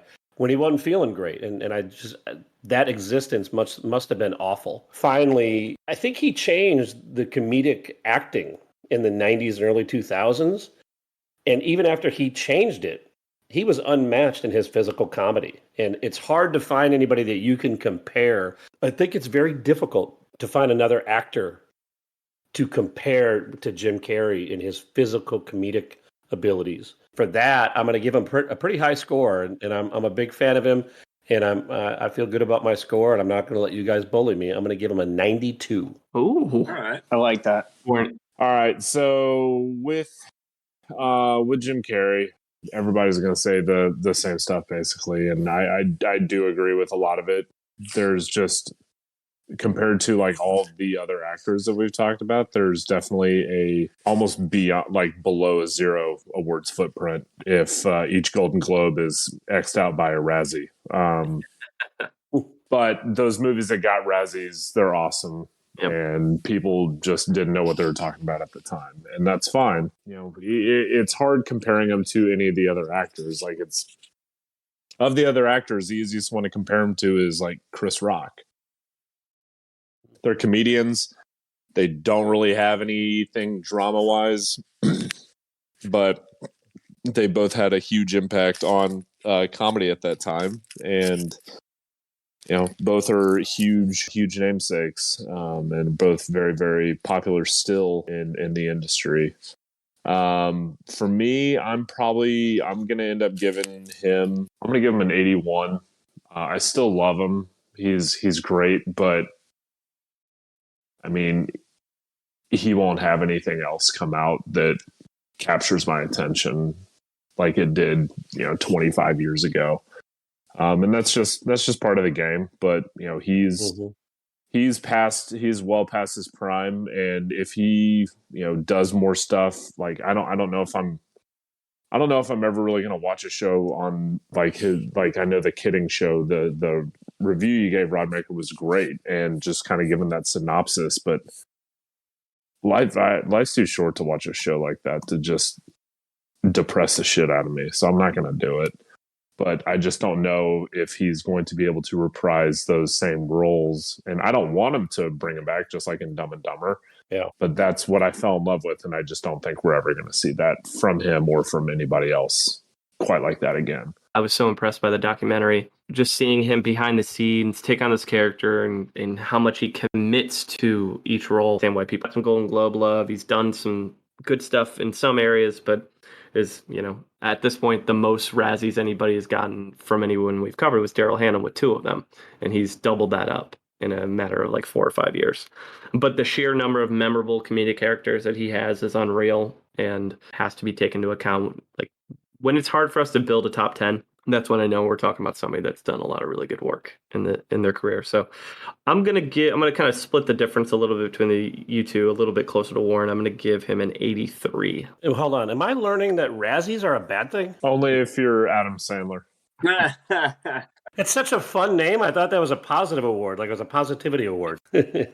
Yeah, so I won't add anything too crazy that hasn't really been said. I was trying to think through comedic, like physical comedic actors similar to him, and the only one I even had to like kind of poke around online to try to get some names flowing. The only one I could even think of was like a Rowan Atkinson, who's like kind of similar. I'm a big Seinfeld guy. I love Michael Richards. I think he's an amazing like physical comedian as well. Yeah. But just like Jim Carrey's good comparison. Yeah, he's like kind of in his own space there. And if you think through like your top comedians, most of the time you don't see such a good range of them. There's maybe 1 or 2, but usually they're flops. Carrey has several that are worth watching still, and his performances don't bring you out of that, which I think is commendable. I think a lot of comedic actors try to go that route and it just doesn't work for them. It does for him. And Kyle, to your point, like, we could all have a different go-to Carrey comedy movie, and all of them are fantastic. So I'm in a very similar space. I think, you have Carrey on a project. He's someone that almost like necessitates a rewrite or like pulling away from the script a bit to like let him improvise and do his thing. And we've seen that happen time and time again with these different stories of scenes or lines that were improvised and land in the movie and are some of the more memorable lines that you come away with. So yeah, I'm right there with you all. I'm going to put him at an 84. There's no way I can keep this short because I fucking love this guy. He's like a once in a generation meteor. Like, I just think he's the king of physical comedy, to the point where we didn't know what we were watching, but we just like knew we wanted to keep watching him because for some reason his weird slapstick humor was working. It was super entertaining. I don't think you can tell the story of 90s pop culture, let alone like movies, but pop culture in general, without acknowledging Jim Carrey. I think that was such a rocket ship to superstardom that he started in the late 80s, and by like the mid 90s, he's the richest paid actor. Like that's not, and we're talking like 7 straight hits of some of the best movies we've ever seen. Liar Liar is on my Mount Rushmore of comedies. I absolutely love that movie. I do agree though that I think the guys that are on this podcast right now are probably the perfect generation to hold him close to our chest, but I still acknowledge that the younger generations probably aren't going to understand what they're watching when they see his movie. So I do think it'll be lost unless he continues to make movies like that. But I just don't see it. I agree with you guys on that. But while that might fade with time, the only thing I really knock him for is he has a stupid fucking anti-vax belief. And if of all the things that you know, I could knock you for in your personal life is like one dumb political opinion, like that's pretty good for someone who's fucking clearly like going through some serious shit. And that is why I'm going to actually agree with you, Rodmaker, and give him an 84. All right, Rigby, round us out, baby. Yeah, you guys hit everything. I think his name recognition probably puts him at the top of the people we've covered, just in terms of his impact in the 90s, and still to this day, people just know who the guy is. You know his physical comedy, you know his famous lines, you know his famous roles. He's kind of fallen off the map a little bit since I would say like 2000, you know, probably after like Yes Man, just kind of disappeared from movies that, you know, from the leading man in comedies, which is too bad, but that also might be his choice. You know, we've obviously talked about his battle with mental health and you know, sometimes you just need to take a break with stuff. That might have been a decision. I wish he would have not been in Dark Times, but that's like I mentioned, he's not the worst part of that movie, so I'm not going to dock him too much for that. But I think where he gets the most points with me is just the overall star power and name recognition. When somebody asks like I think even today, like if you were to say who's like one of the funniest actors, Jim Carrey is in the top 3 of what people say. And I think there's something that deserves to be said for that. So all that being said, I'm going to give him an 88. Nice. Warren, what do we got? That gives Jim Carrey an 85.33, which puts him at 4th. Oh. And puts him behind Emma Thompson and ahead of Willem Dafoe. I mean, Laura Linney's top 5 reign was short-lived. Oh, yeah. The man deserves his respect. Yes, he does. Is he the first like comedian that high up there? Yes. Everyone else is dramatic, aren't they? Everybody else is up there is dramatic. Mm-hmm. The next highest like comedic actor that I would put up there would probably be Sam Rockwell for the most part, but then like Allison Janney. Yeah. The only thing he's got coming soon is Sonic the Hedgehog 2, which is in post-production. It's going to come out next year, and we'll see Tails and Knuckles, and should be fun if you're into that kind of thing. Next episode is going to land December 16th, and the featured guest for that one is Cam Sullivan of the Jacked Up Review Show. He was previously here for Keith David episode. The actors on the wheel for that episode are Mindy Sterling, Eric Bana, Dennis Haysbert, Alicia Silverstone, and Nick Frost. Who do you think Cam would pick, and who would you want to participate in or avoid? Nick Frost. I don't know, 2 names on there. Hey, doctor. And Frau, you look exactly right. That's who Mindy Sterling is? Yeah, she's Frau Farkas now from Austin Powers. I'm running off a high here from Jim Carrey, and you're throwing Frau from... I was joking. I don't want to do Frau. I don't want to do that. I'd take Nick Frost or Eric Bana. Yeah, I agree. Eric Bana for sure. Eric Bana for me. Nick Frost is hysterical. Yeah, he is. I have no idea who Dennis Haysbert is. Yeah, you do. He's Jobu. He's the Allstate guy. He's the president in 24. Oh, okay. Yeah. Pedro Serrano. Yep. Yes, Pedro Serrano. Good call, Warren. Bartender. Jobu needs a refill. Have to wake up. Once you get that Allstate money, you don't need to act anymore, man. You just count those checks. Oh yeah. Yeah, and we've seen Alicia on this list before. He gets a high Munson meter from me just off insurance rates. You know, people know who the guy is because he's in a commercial. Yeah, that's the only reason why I like J.K. Simmons too. Yeah, he's the yellow M&M, right? Rigby's Munson meter is a little bit different than the rest. If you haven't figured that out by now, then Yeah, right. Tough luck. Who do we think Cam would pick? Bana. Nick Frost. Who do you do last time? Keith David. Oh, I don't got to read. I'm still sticking with Bana. I'm going with Bana. Sticking with Bana. Well, we'll find out here in a couple days when we release it out to the world. But Cam doesn't decide, Will decides. It sure does. I bet it fucking decides.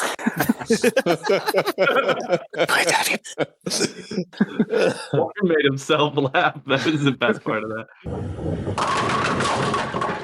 Well, as we wrap this thing up, Rodmaker, always happy to have you, man. You always provide a great perspective. Yeah, dude. And you pick absolute bangers to be here. Any plugs you want to make? Any words of wisdom for audience? Man, I was thinking about that earlier. I don't know that I have anything really. I mean, we're coming up on the holidays. I guess I would say, shop small and everybody make sure you take some time to enjoy it with the family. I think, last year or so, it's been rough for everyone. So we'll double down. We'll appreciate it a little bit, enjoy the time we have, and everybody have a good holiday, whatever you celebrate. And let's have a better 2022. Right? Amen. Hell yeah, man. Damn, man. I'm going to go watch a fucking Hallmark movie Yeah, now. dude, I'm fucking Cry my eyes out. fired up. No shit. You just came up with that on the spot. That was fucking awesome. I'm gonna write a handwritten note to my mom. Yeah. Great. Next time Rodmaker's on, I'm coming. Yeah, back, dude, I feel man. great. I know I'm gonna watch banging movies, and then I'm gonna get a pep talk, and I'm gonna go to bed happy. It's always a pleasure. Every time I look up at the time, and I'm like, shit, man, was that actually 3 hours or what? But it is genuinely always a good time talking movies with you guys. I love the lead up, walking into it. You guys are excellent critics, and it's just always fun to shoot the shit with you also. Thanks for having me on again. Yeah, you're the man. Oh, fucking heart, Really man. appreciate it. Thanks for coming on. Let us know when those movies release. We'll make sure we share them. I will. Yeah, I'll get something out there for you. Cool. As we wrap this thing up, you can find us on Twitter, Munsons at Movies. You can find us on Instagram, Munsons at the Movies. You can email us, munsonsatthemovies@gmail.com. Any final thoughts from our boy Jim Carrey? What you have just done is illegal. And in this state, if convicted, you could be fined up to $5,000 or spend 6 months in a correctional facility.